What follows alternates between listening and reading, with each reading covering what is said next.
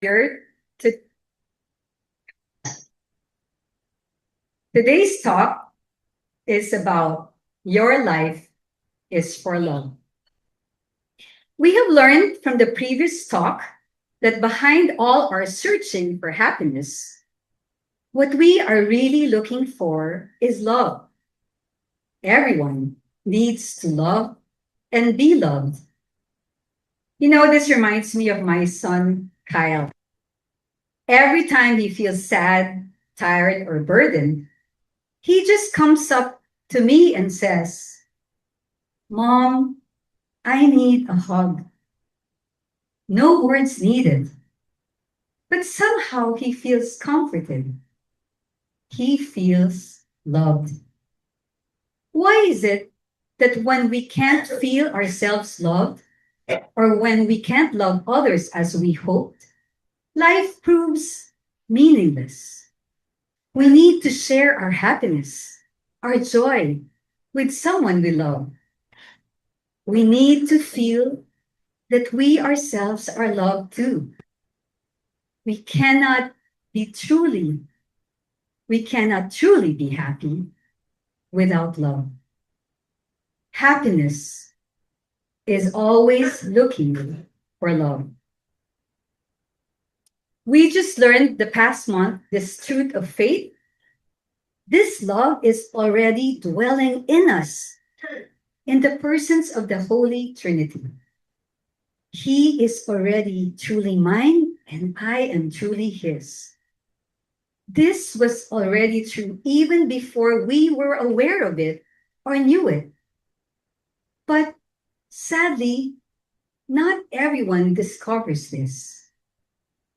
Awareness is a step on its own, but it is separate from the truth itself. Even Kyle, in time, will discover that his mom's arms are not enough. That hug, that embrace that once said everything will be okay, will not be enough to carry him through life. Mom's love will not be enough. He too will go searching, like all of us, for that one person who will be his and for whom he will be theirs for the rest of his life. It's the most natural thing in the world, isn't it?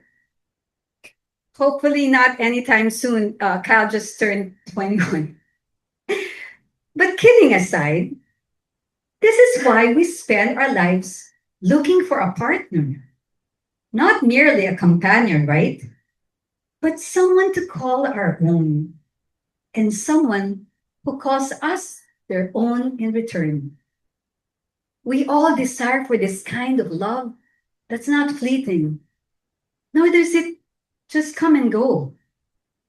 We are all searching for true love, a love that is mutual, exclusive, a love that is personal, a love that lasts. So, in my own case, I looked for happiness and found the love of my life back in college in 1983. We met in the AS steps of UP Diliman, Palma Hall. I was convinced that my first boyfriend was the man for me. I found love and I was so happy. But sadly, it didn't last long. Maybe a year or so. He left for the States, and I pursued my other loves. My degree in pre-med, BS psychology, a medical degree, a career in pediatrics. And somehow, we found each other again along the way. Though it took us time to find ourselves and each other after more than a decade of friendship, I still married my college boyfriend, my first and only one. Getting married late, I was overjoyed to have a child at 31. In the 1990s, it's not easy to get married that late. We were blessed with one child after another, three girls, and after almost 5 years, finally a boy. Career, marriage, and raising four beautiful children, you can say life's dreams fulfilled. But despite all these many blessings in my life, there came moments, quiet, ordinary moments, when I would feel that something was still missing. Maybe you know this feeling. It's not a dramatic crisis. Life is comfortable, no major issues. You can say life is okay, right? And yet, you find yourself asking, is there something more? Could life be even better? I couldn't put my finger on it. Was it hormonal? I'd shrug it up and say, that's just how life is. But deep down, there was this restlessness, a quiet ache, a sense that I was desiring something more from myself, from my loved ones, from life itself. Have you ever been surrounded by all this beautiful love from your spouse, your children, your friends, and still found this emptiness inside that no one could fill? I describe it's like going to a party, you're dancing, laughing, happy, and the music stops, and then you stop. And in that quiet moment alone, you feel it again.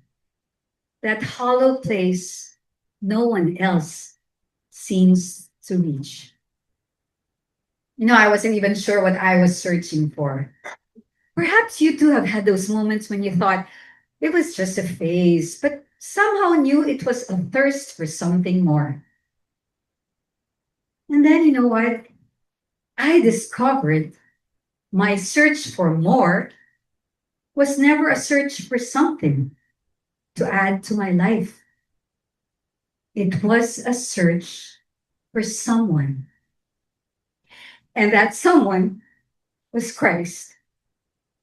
Only He could satisfy that longing fully and give me the love that was the more I had been searching for all along. Pope Francis put it this way: no one but God can presume to take over the deepest and most personal core of the loved one. He alone can be the ultimate center of their life. At the same time, the principle of realism requires that one spouse not presume that the other can completely satisfy his or her needs. It's not that their love had failed me. My husband, my children, my friends, none of them had done anything wrong, and none of them loved me any less. It's simply that no human love, however real, however generous, was ever built to be someone's ultimate love. Song of Songs says, 2:16, my beloved is mine, and I am his. Looking back, my journey didn't even begin as a search for myself. It began with my mom years ago. My mom was battling cancer. During that time, I met this woman fighting the same disease, and she was, of all things, radiant, genuinely joyful. I remember thinking, half in awe and half in disbelief, is she on some kind of medication I don't know of? What is this woman drinking? Whatever it was, I wanted my mom to have even a drop of it. This woman, this tremendous woman, was in her second battle with cancer. Actually, I never learned all the details of her life, but I couldn't stop noticing the contrast. She was facing the very same fight as my mom, and yet, where my mom was weary and afraid, losing her hair, worn down by chemo, sliding into despair, even though she'd always been the bubbliest, the most alive woman I know. This other lady was so at peace, full of joy. I didn't even have to ask her. She made me realize why she was beaming with hope and joy. She was in love, deeply, radically in love with Christ. Perhaps you might ask, wait, what do you mean in love with Christ? Don't we all love God already? I remember questioning that myself. Hey, I love Christ too, I thought. Go to Mass, I do my devotionals, I try to serve in my parish, support my parish. But watching her, I understood the difference. This was a woman with an intimate, personal relationship with Christ. It was palpable. There was a calm in her, even on her way to chemotherapy, that I had no words for. She had taken her second cancer, something that should have broken her, and turned it into an invitation, an opportunity, and even a privilege, a reason to trust, a reason to hope. I couldn't fully explain the joy she carried. I only knew that through her, something stirred in me to reach for that same love.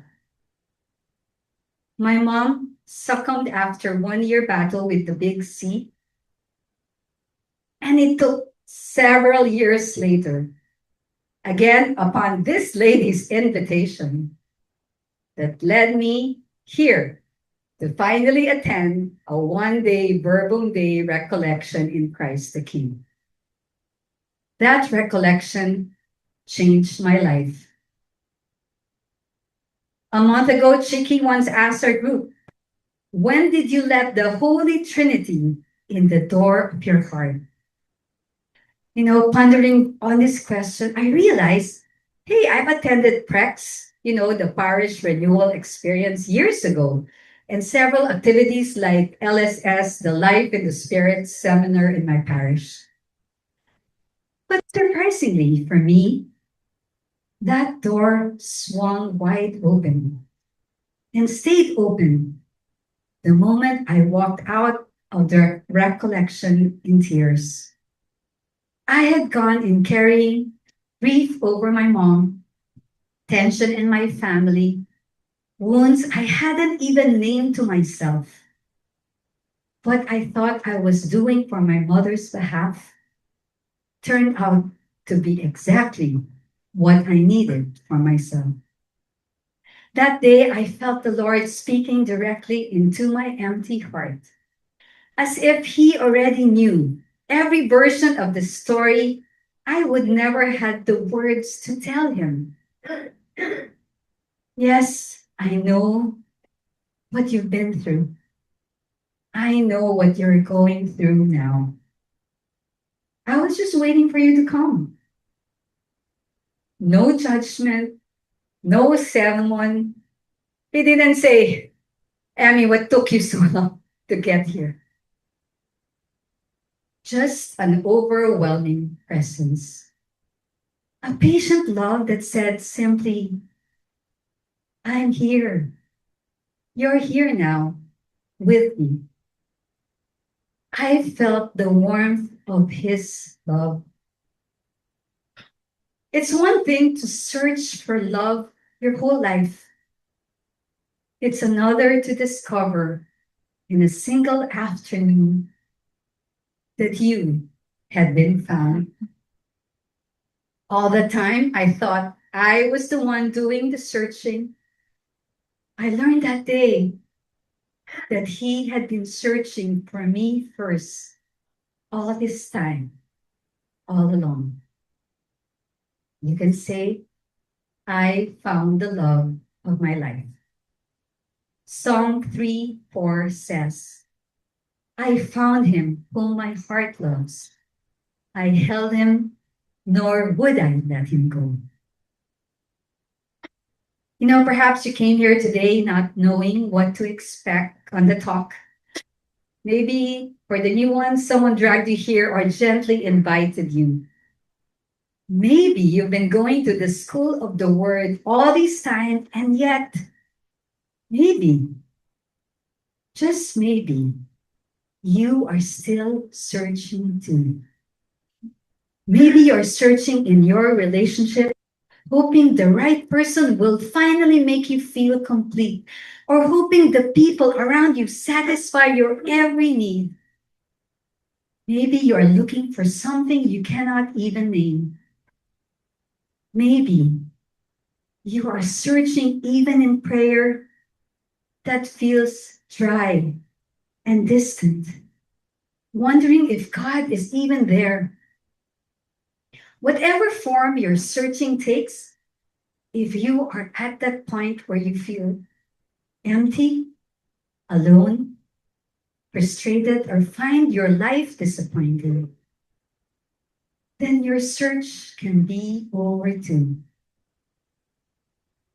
Try to really allow the Lord to speak to you today. Savor his words as he asks you, what are you looking for? Shari, what are you thirsting for? What would you really want to say to Jesus now, Maribel?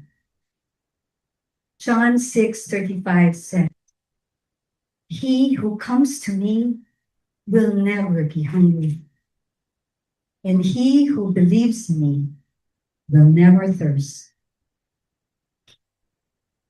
Maybe you don't believe it yet, until now, after all this time. And that is okay. But indulge me here. Let me ask you, do you still believe in love? Do you still hope? Then why not believe?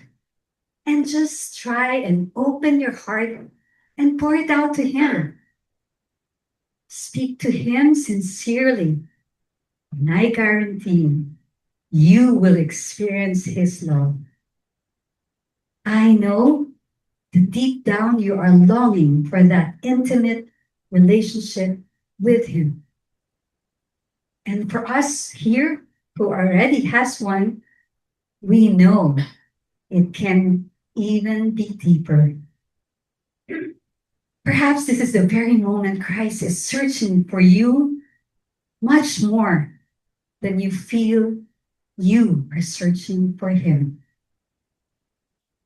He is right here, waiting for you to open your heart. He is saying, I'm here. What do you need? In my journey trying to know God and love him more, I amazingly learned more about myself and my own truth. But before I go on, I want to be careful here. You know, because I don't want to leave you with this impression that the love of your spouse, your children, and your family means less. It doesn't. That love is real, beautiful, and good. But on its own, it's not complete.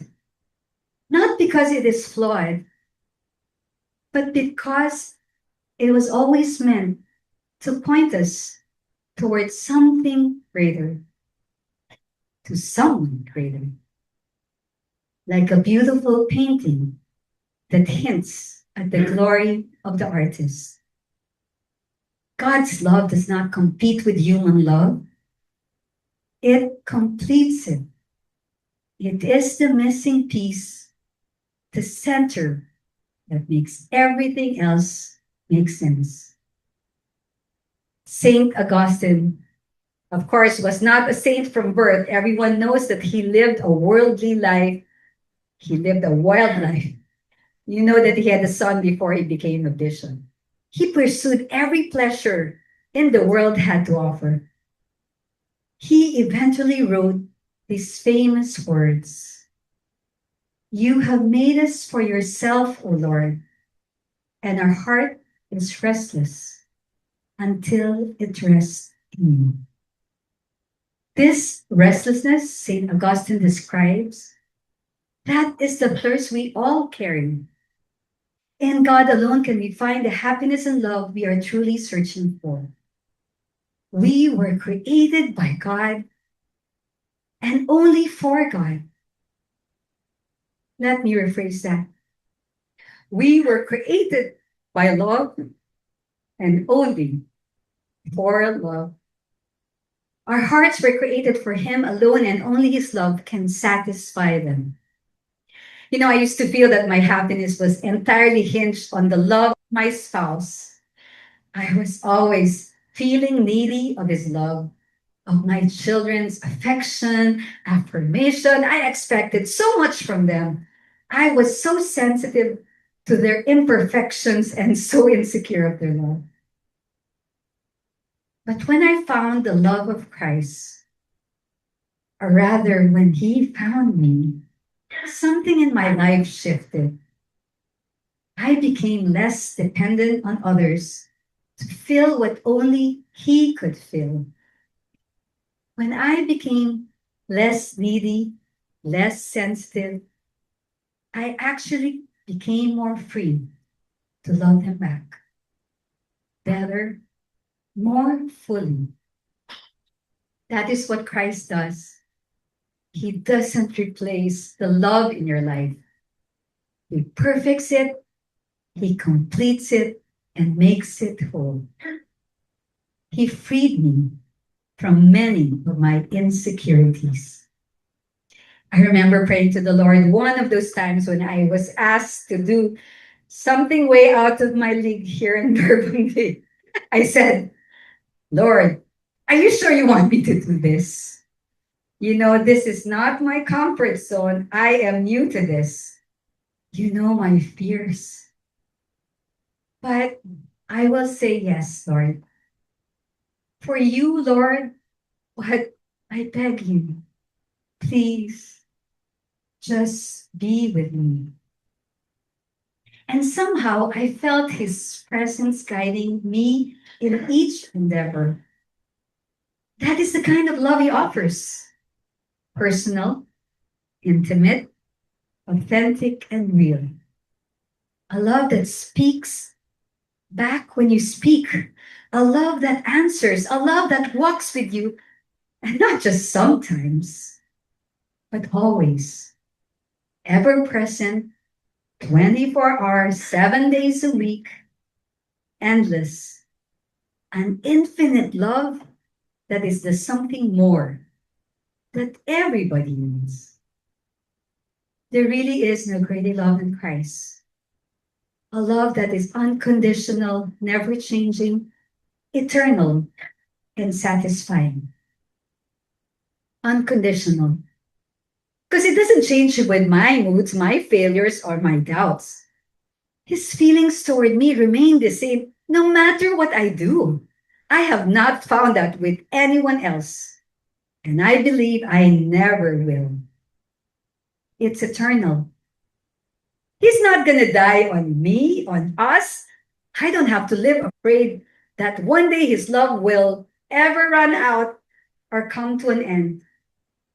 It is infinite, only, in other words, and without an expiration date.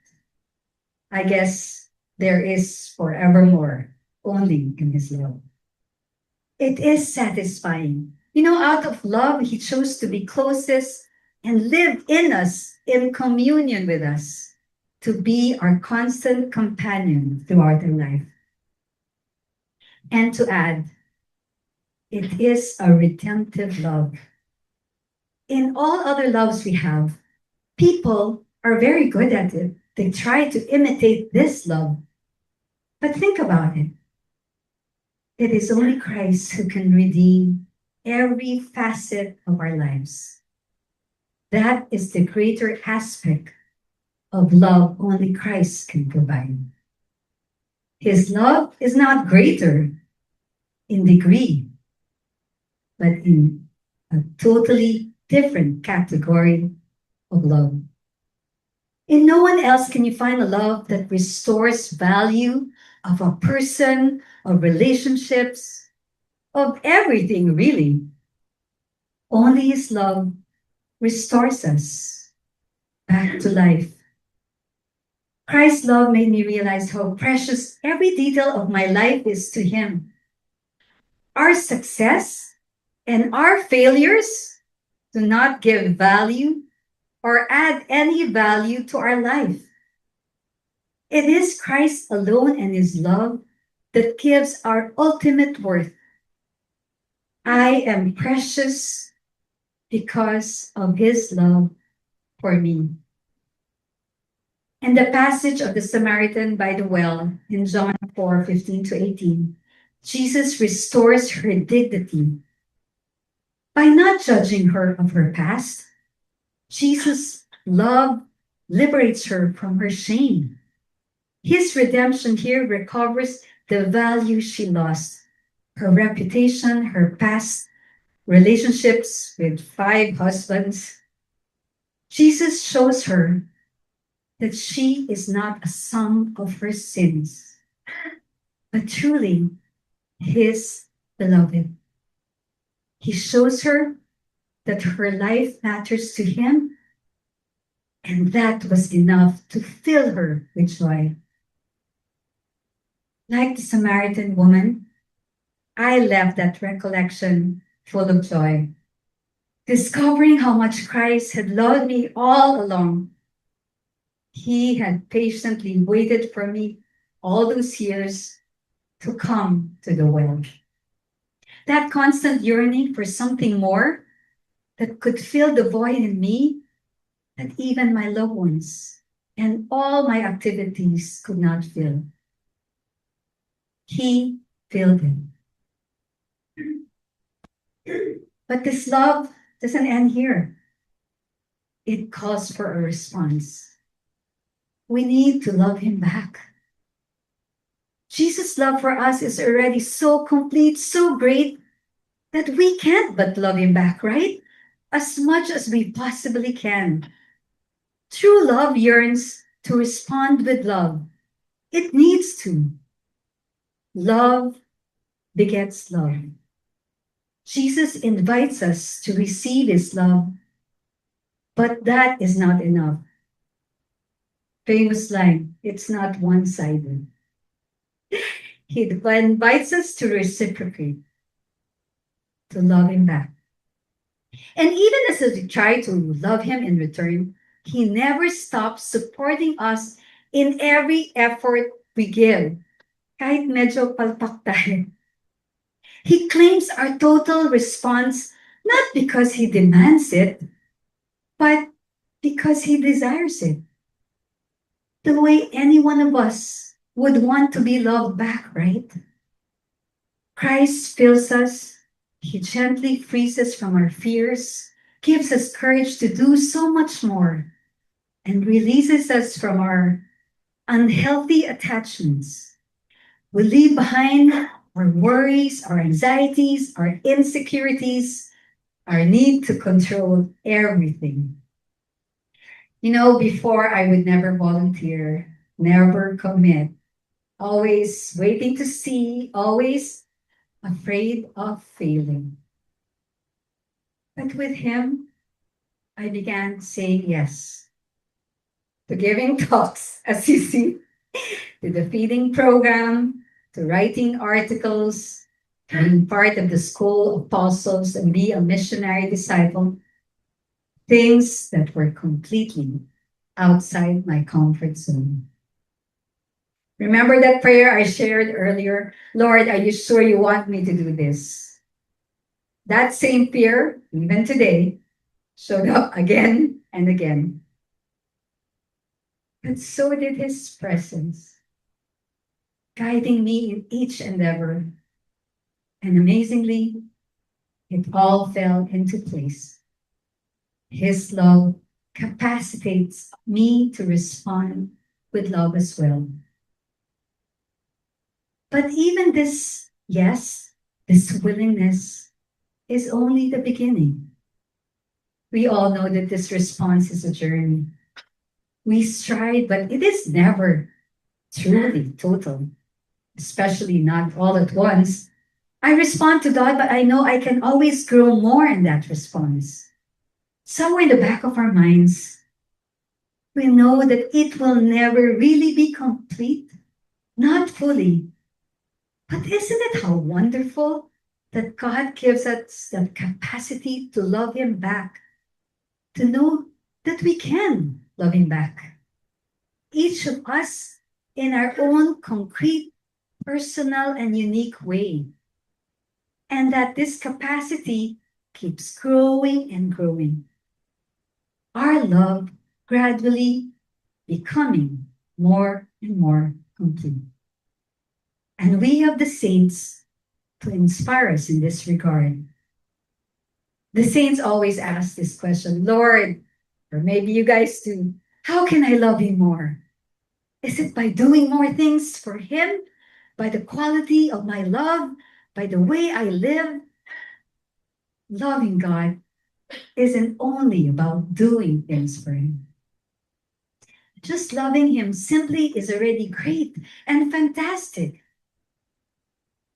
But there's another layer to it, another way to answer His call that I have learned painfully through forgiveness.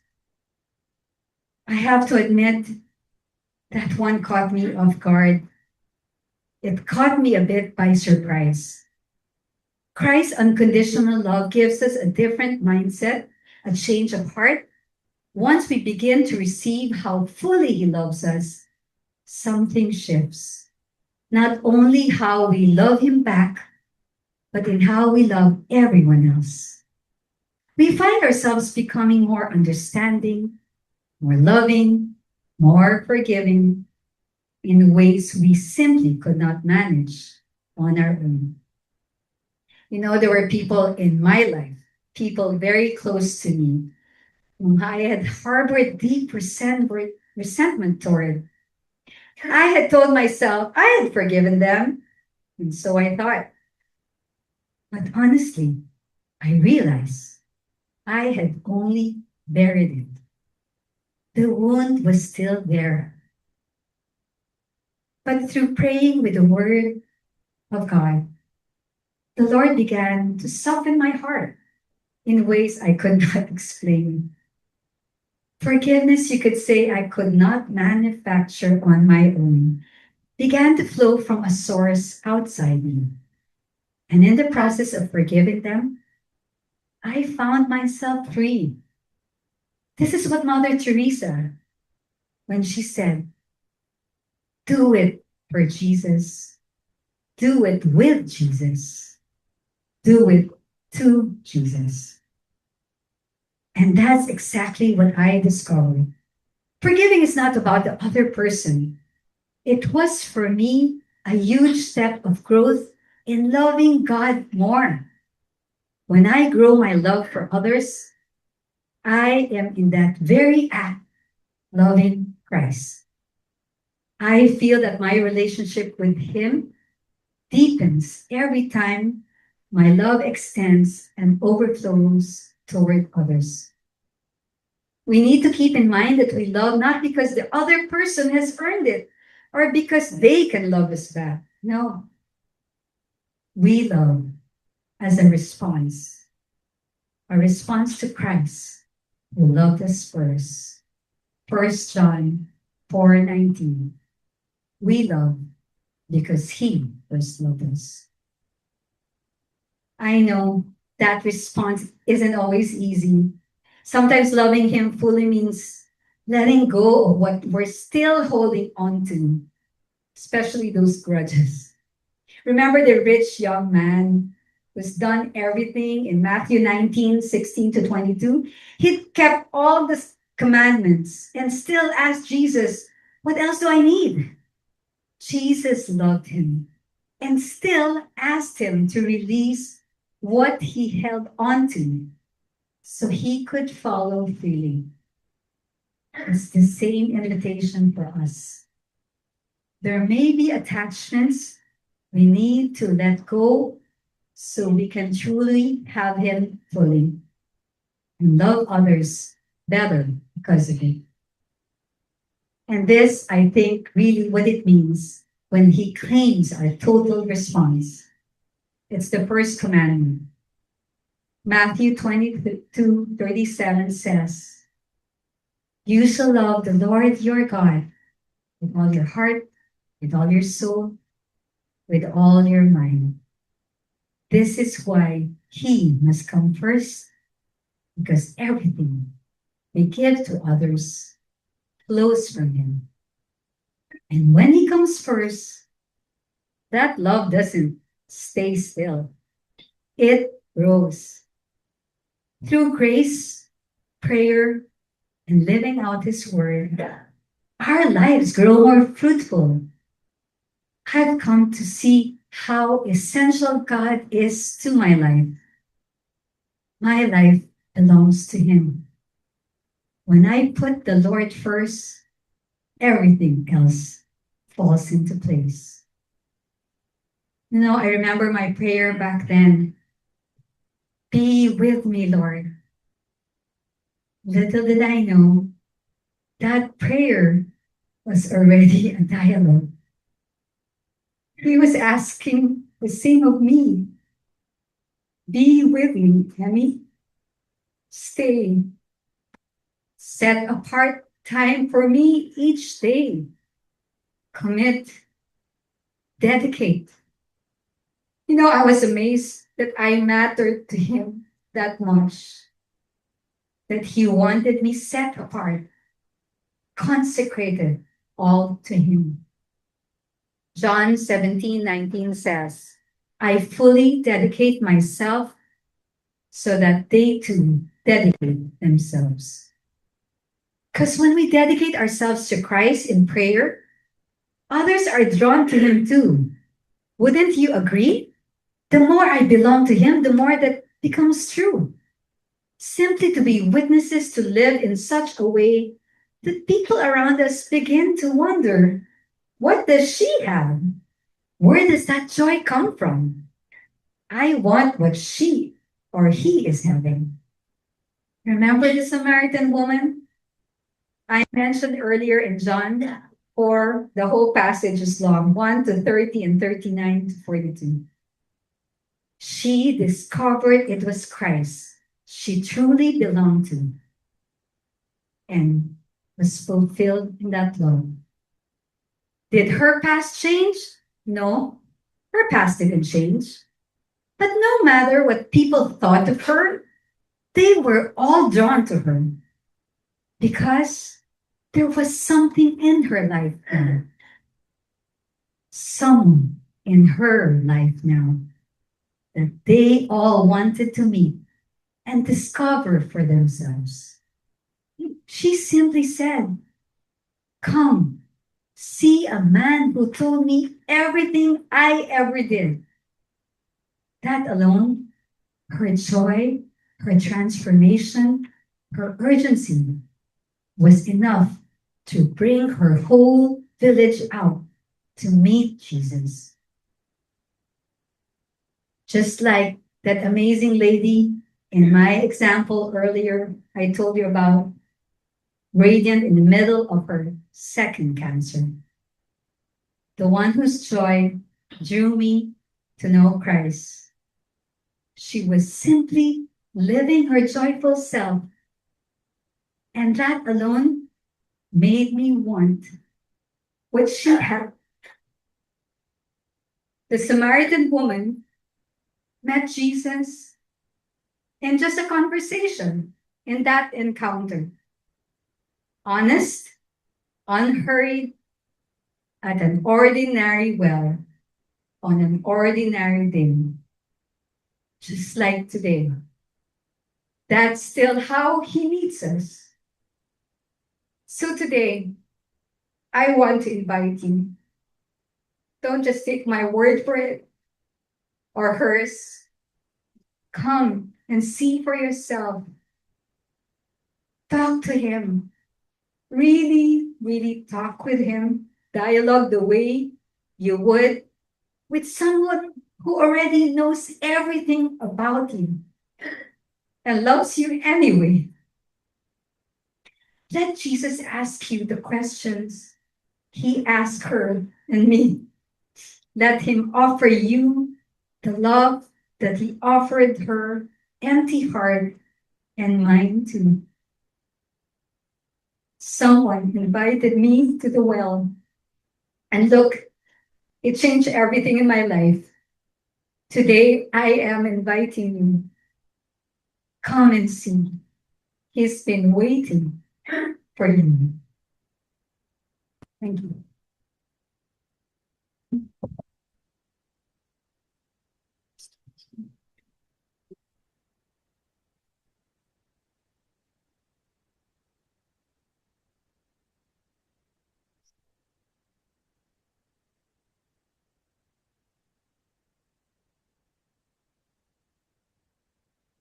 Um, I had a few questions, but I really encourage you if there's something that struck you today, whether it's a verse or part of the talk, just dwell on that. You don't need to answer all these questions. Questions are always guides, but if there's something there in the talk that really struck you, I would encourage you. Maybe the Holy Spirit is leading you there.